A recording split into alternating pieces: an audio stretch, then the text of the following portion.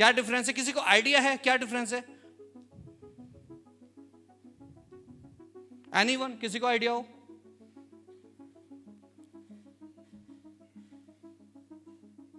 कि सब पागल लोग थे, सबने सपने देखे। पर मैं जो पूछ रहा हूं, किसी को एनीवन? अच्छा, इसको लेमन लैंग्वेज में समझते हैं, इसको किताबों में जो है वो समझने से, लेमन लैंग्वेज में समझे कैसे? कैंगन को लेके क्या सपना है?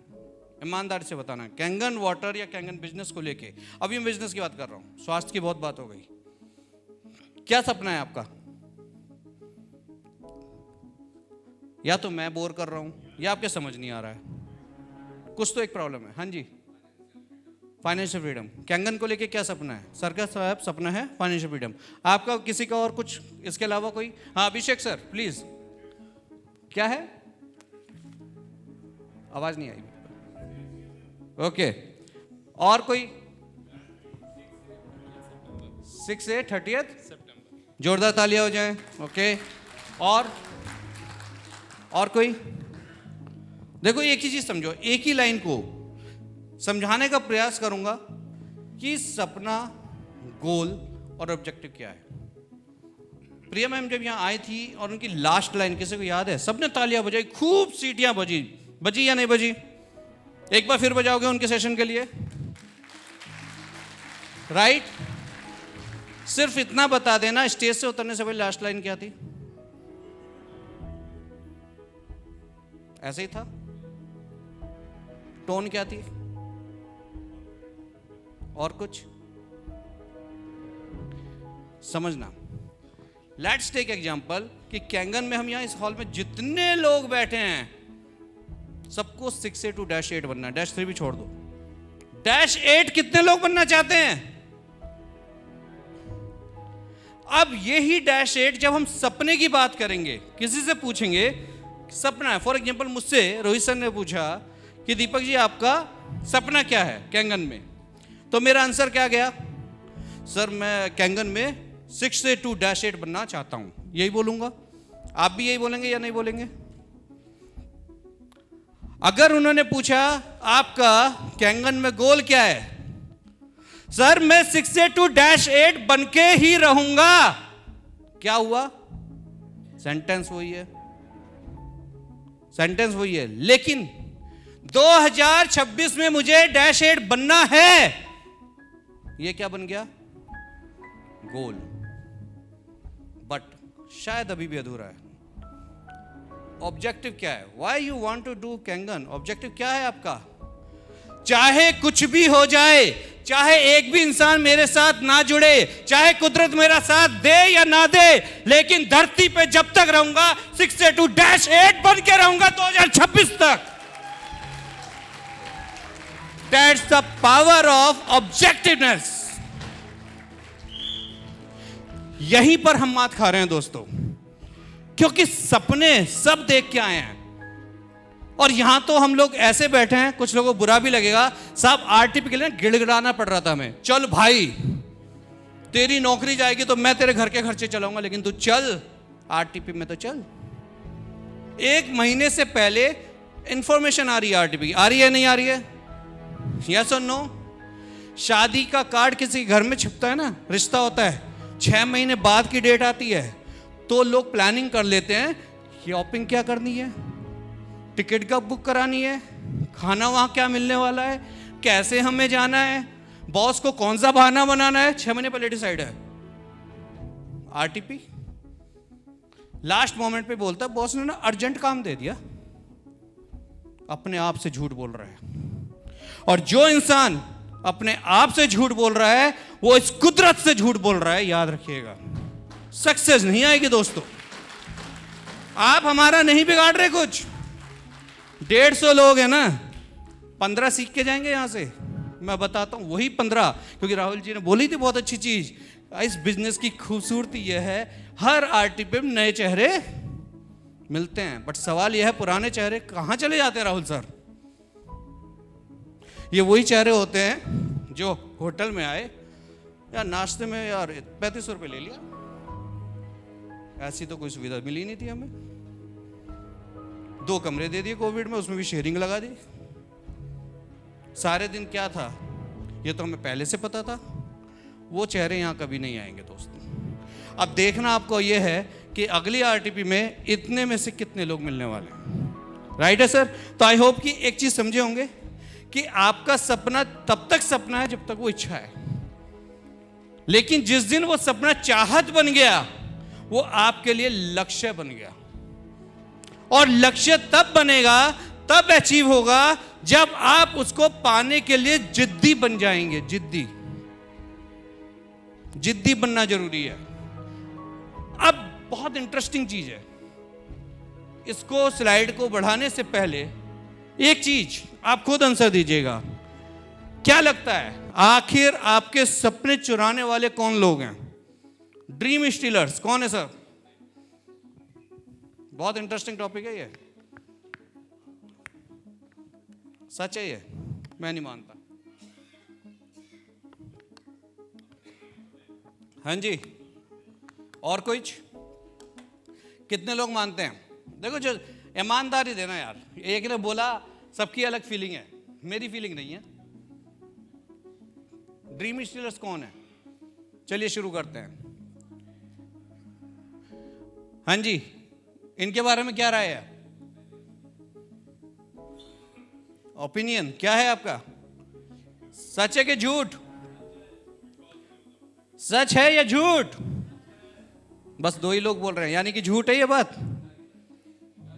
सच है या नहीं है? क्योंकि बहुत कम लोग यहां बैठे होंगे जो सेल्फ डिसीजन मेकर होंगे। जिस समय कैंगन का डेमो हुआ, डेमो दिखाया गया, समझाया गया, उस बंदे ने अपने दम पे डिसीजन लिया होगा। हम में से ज्यादातर लोग तो सर 5-5, 6-6 फॉलोअप के बाद आए हैं, उनमें से मैं भी एक हूं। आप समझना, ये क्या है? पेरेंट्स रिलेटिव क्या करते हैं? क्या करते हैं? हमेशा क्या करते हैं? अब इसके ऊपर एक स्टोरी सुनाऊं तो आपको ये सपना समझ आएगा। सुनाऊं? सुनने को चाहेंगे? इंटरेस्ट है? सी, ये दो दोस्तों की कहानी है, बड़ी मजेदार कहानी है ये। दो दोस्त जब जवान हुए तो डिपेंड हुआ कि करियर कैसे बनाया जाए। जॉब थी, कभी आती थी कभी चली जाती थी, प्राइवेट जॉब है, दिमाग चल रहा था, पैसे कम खर्च हों और इनकम रेगुलर बढ़े। तो दोनों दोस्तों आपस में क्या, अपन लोग सर, राहुल सर बचपन में, अभी तो ये मोबाइल ने बच्चों को लाइफ को वो कर दिया बर्बाद, वरना हमारा तो शाम को एक ठिया होता था, या तो इस दोस्त की छत पे बैठेंगे या उस चौराहे पे बैठेंगे, और हमारा डिस्कशन यही होता था ग्रेजुएशन के बाद कि भाई नौकरी कैसे लगेगी। ऐसे डिस्कशन चल रहा था। एक दोस्त ने कहा यार एक आइडिया है, अच्छा है, करते हैं उस पर काम। वो क्या है? हम एक भैंस खरीद लेते हैं। एक भैंस तुम खरीदो, एक भैंस मैं खरीदता हूँ।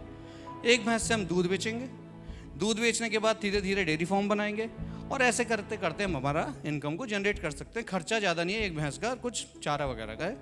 एग्री हो गए? अब दोनों दोस्त तैयार हैं। आप समझना, दोनों दोस्त इस चीज़ पे एग्री हैं। अब एक दोस्त जो मैरिड, ठीक है, उसने भी अपनी वाइफ को बताया, और एक ने कहा यार मैं पहले भैंस खरीदता हूँ, बाद में देखेंगे जो होगा। और प्रिया मैम ने एक बोला था ना, हस्बैंड को बताने का रिस्क नहीं ले सकती थी, क्योंकि मैं अपने बच्चों को पहले स्वास्थ्य। तो क्या था? Self decision maker. राइट? हुआ क्या?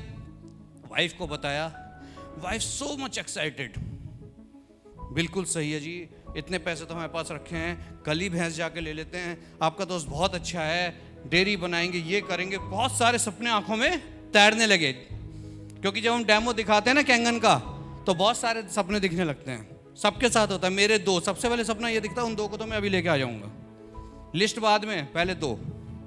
तो वहां भी यही हुआ, एक्साइटमेंट हुई। लेकिन अचानक रात को 2 बजे वाइफ उठी और वह हस्बैंड को उठाने लगी। बताइए क्या हुआ? कि सुनो जी, अगर भैंस मर गई तो, रात को 2 बजे अगर भैंस मर गई तो। अब जितने सपने देखे थे सब धरातल पे। भाग्यवान तुम तो सही कह रही हो, अगर भैंस मर गई तो जो रहे बचे हुए पैसे हैं ये भी खत्म हो जाएंगे हमारे, फिर हम क्या करेंगे? और तो कोई काम है नहीं, जो सेविंग रखी है इसी को बचा के रखते हैं। तो निर्णय ये हुआ कि हम भैंस नहीं लेंगे। अब वो दोस्त अपने काम में लग गया, ये अपनी रूटीन लाइफ में लग गया। एंड आफ्टर 5 years उनके घर के बाहर एक बड़ी गाड़ी आई, मर्सिडीज। दोनों दोस्त मिले, मिलने के बाद बातचीत हुई, उसने उसका घर देखा, यार ये जहां था वहीं का वहीं है, बल्कि और मतलब और नीचे चला गया, डाउन हो गया लाइफ में। उसने ऐसा क्या हुआ, तू भी भैंस खरीद रहा था, मैं भी भैंस खरीद रहा था, प्रॉब्लम कहाँ आई? तो उसने कहा प्रॉब्लम तो छोड़, तो ये बता ये मर्सिडीज कहाँ से आई? कहते उस भैंस से। मैंने भैंस ली, उसके बाद दूध बेचा, उसके बाद दही बेची, उसके बाद रन करा, उसके बाद गाड़ी आई। पर तूने जो भैंस ली थी उसका क्या हुआ? कह रहा भाई भैंस लेने से पहले वाइफ बोली मर गई तो सपना खत्म। मैं ये नहीं कहूंगा कि हमारे पेरेंट्स गलत हैं, कभी नहीं बोलूंगा। इंटेंशन समझना, आपने जो चीज अपने नजरिए से देखी है, जो चीज अपने नजरिए से महसूस की है, वो आपके पेरेंट्स, आपके स्पाउस, आपके रिलेटिव्स, उनको नहीं मालूम है आपकी सोच क्या है। डेमो हम देख के आए, वाइफ को बताएंगे 3 लाख रुपए, क्या बोलेगी?